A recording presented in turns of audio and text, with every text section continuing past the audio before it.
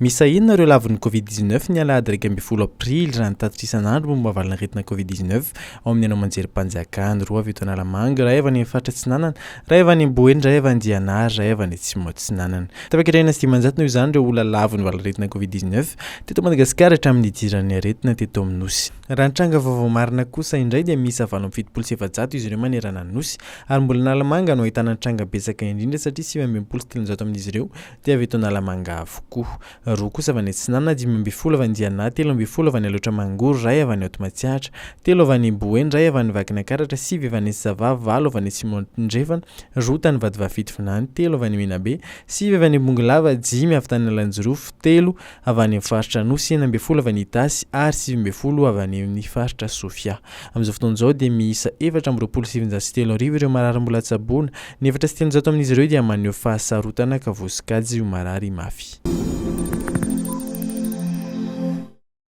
Tokony hanomboka rahampitso talata ny volana Ramadany ho an'ny mpino silamo rehetra maniran-tany mbola miankina amin'ny fiposahan'ny volana kosa izany raha ny fanazavana nentin'ny alahady filohan'ny fikambanan'ny silamo malagasy ka na rahampitso na amin'ny laribizao no tokony hanomboka izany mbola mahazo misokatra aloha hatreto ireo moske rehetra fa ireo mpino te hamonjy izy ireny raha ny fanazavana nentiny tsy maintsy izana kosa nefa ireo fepetra ara-pahasalamana rehetra isorohana ny fianakin'ny valanaretina Covid-19 toy izany ny fanazana tanana fanaovana arivava ary ny fanajana ny elanelana ray metatra mety hiova kosa nefa ireo fepetra ireo miankina indrindra amin'ireo fepetra vaovao raisin'ny fanjakana maharitra ry volana ny volana Ramadany ho an'ny mpino silamo izay volana fanaovana asa soa ihany koa.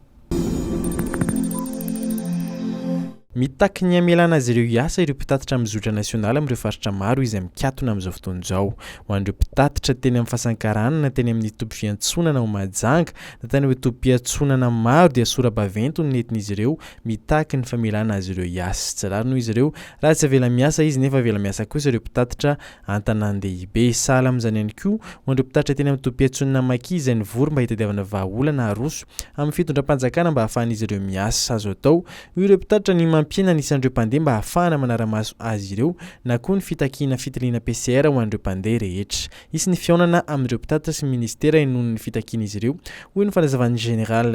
Ribake filohan'ny agence des transports terrestres na ny ATT.